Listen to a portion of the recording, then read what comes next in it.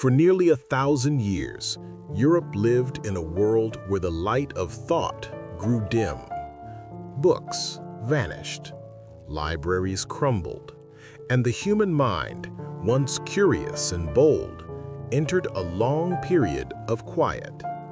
This wasn't a sudden collapse, but a slow fading, a gentle extinguishing of ideas. A time when questioning the world could be seen as unnecessary or even dangerous. Yet even in that darkness, the seeds of a rebirth were quietly waiting. This is the story of how humanity fell into silence and how it learned to think again. When the Western Roman Empire collapsed in the 5th century, Europe didn't just lose political stability. It lost the very infrastructure that protected knowledge. Roads broke apart, trade routes disappeared, schools and public libraries, once symbols of Roman civilization, fell into ruin. Most importantly, literacy became rare. Only a small religious elite could read or write, and their focus was on preserving scripture, not philosophy or science. For the ordinary person, life revolved around survival.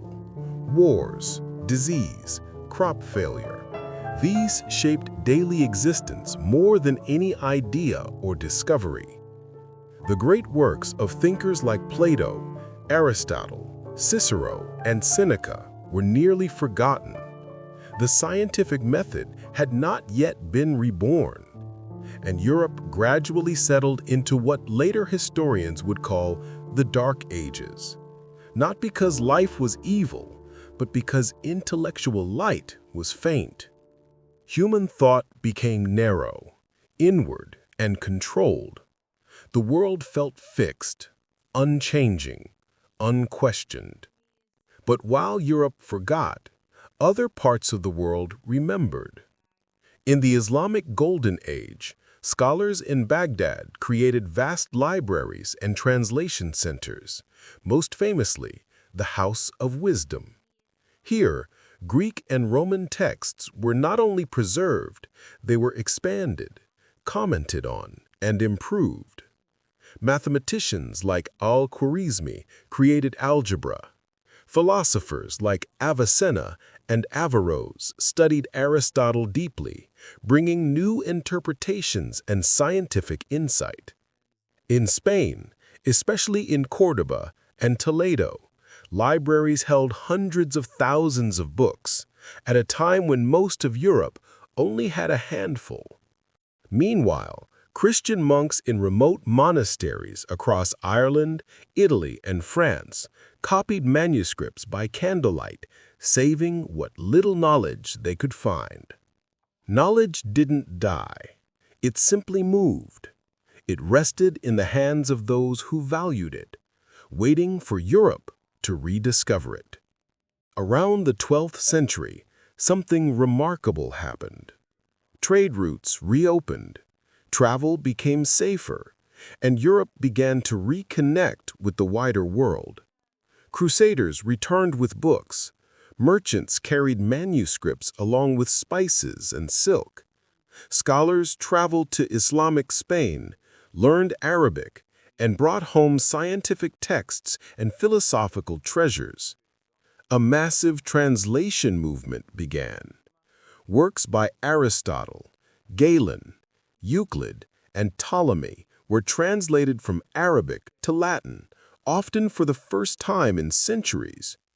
Europe suddenly encountered ideas it had forgotten: logic, empirical observation, geometry, astronomy, medical science, political theory.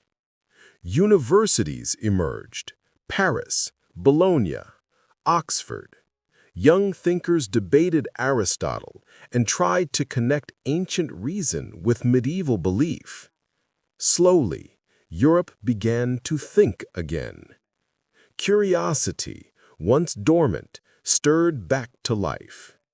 People rediscovered the idea that the world could be questioned, examined, understood. This period became known as the 12th century Renaissance, a quiet rehearsal for the grand rebirth yet to come. By the 14th century, a new wave of transformation erupted, starting in Italy. Cities like Florence, Venice, and Milan grew wealthy through trade. With wealth came education. With education came imagination. And with imagination came a return to human potential. Humanists like Petrarch began studying ancient literature not as relics, but as guides for understanding human nature and modern life.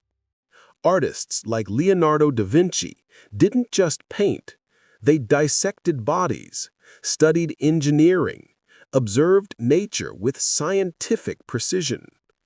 Scientists like Copernicus and later Galileo challenged the old cosmology, ushering in a completely new way to see the universe. And then came the printing press. With Gutenberg's invention, ideas could travel faster than armies. Books were copied in hours instead of months. Knowledge became accessible to ordinary people for the first time in history. The Renaissance wasn't just a revival of ancient wisdom. It was the birth of something entirely new. A culture where creativity, reason, observation, and individuality mattered. Europe didn't just wake up. It reinvented itself. The journey from the Middle Ages to the Renaissance is not just a story about history.